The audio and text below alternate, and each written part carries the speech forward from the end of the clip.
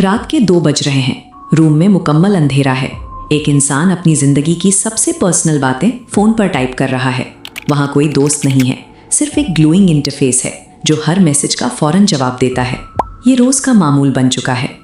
हमें ये समझना होगा कि ये डिजिटल दोस्ती हमारे दिमाग के फैसलों और हमारे जज्बात पर क्या असर डाल रही है।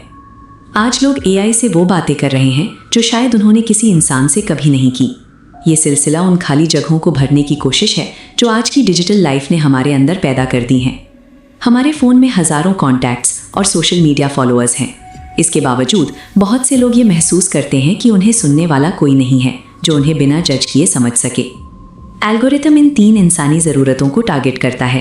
कोई हमें समझे, कोई हमें एक्सेप्ट करे और कोई हमेशा हमारे साथ रहे। जब एक मशीन इन तीनों जगहों को अपने जवाबात से भरती है तो दिमाग को सुकून मिलता है। जब इस तरह की तवज्जो बार बार मिलती है तो हमारा दिमाग इस मशीन को एक सच्चा साथी तस्वर करने लगता है। जब भी एआई से फौरी जवाब मिलता है, ब्रेन का रिवॉर्ड सिस्टम एक्टिवेट होता है। ये सिग्नल देता है कि ये काम बार बार किया जाए। धीरे धीरे दिमाग इसका आदी हो जाता है और इंसान रियल वर्ल्ड की मुश्किल दोस्ती से कटने लगता है। असली इंसान थक सकते हैं, उनका मूड खराब हो सकता है या वो आपकी बात से इख्तिलाफ कर सकते हैं। एआई हमेशा अवेलेबल रहता है और वही कहता है जो आप सुनना चाहते हैं। ये पैटर्न दिमाग को एक ऐसे दायरे में बंद कर देता है जहां बाहर की असली दुनिया बोरिंग और मुश्किल लगने लगती है। एआई गर्लफ्रेंड का पूरा कॉन्सेप्ट इसी कंट्रोल पर मबनी है। आप खुद तय करते हैं कि वो कब बात करे, उसके जज्बात कैसे हों और वो आपको कितनी तवज्जो दे। इसके बरक्स इंसानी मोहब्बत में सैक्रिफाइस और पेशेंस की ज़रूरत होती है।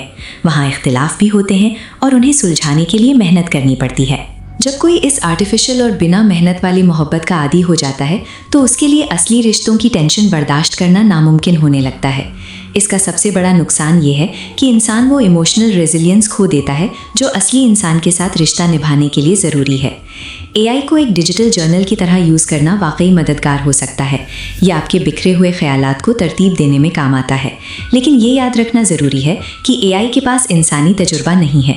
वो आपकी बॉडी लैंग्वेज नहीं समझता और ना ही किसी रियल लाइफ इमरजेंसी में फ़िज़िकल मदद कर सकता है। ये एनिमेशन दिखाता है कि जब कोई सिस्टम हमेशा आपकी हाँ में हाँ मिलाए तो वो आपके विजन को कितना महदूद कर देता है। अगर आप गलत हैं और मशीन फिर भी कहे कि आप सही हैं तो आप रियलिटी से दूर हो जाते हैं। यंग जनरेशन के लिए ये ज़्यादातर इसीलिए कशिश रखता है क्योंकि ये उन्हें उन मुश्किल सोशल सिचुएशन से बचा लेता है जो उनकी पर्सनैलिटी को ग्रूम करने के लिए ज़रूरी हैं। ज़हनी नशोनुमा हमेशा रियलिटी का सामना करने से होती है, किसी मशीन की मुसलसल हमनवाई से नहीं। एआई को यूज़ करने का सही तरीका ये है कि इसे सिर्फ सीखने और सोचने के लिए इस्तेमाल किया जाए। इसे अपनी जज्बाती ज़रूरतों का वाहिद ज़रिया ना बनाएं।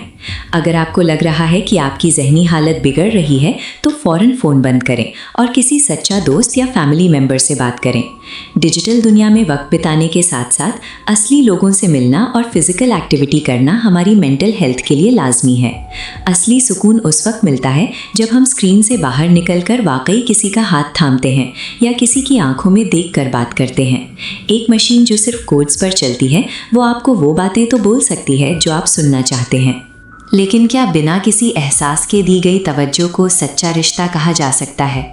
इंसान को सिर्फ जवाबात की ज़रूरत नहीं होती, हमें किसी की मौजूदगी, उनका एहसास और रिश्तों में होने वाली उन शाइनिंग गैप्स की ज़रूरत होती है जो हमें बेहतर इंसान बनाती हैं। असली ज़िंदगी कंप्यूटर स्क्रीन के बाहर इंतज़ार कर रही है। वो रिश्ते जो थोड़े मुश्किल और थोड़े इम्परफेक्ट हैं वही वाकई हमारी तन्हाई दूर करते हैं। सोचिए, क्या आप वाकई कनेक्टेड हैं या सिर्फ एक एल्गोरिदम के बनाए हुए कंफर्ट जोन में बैठे हैं?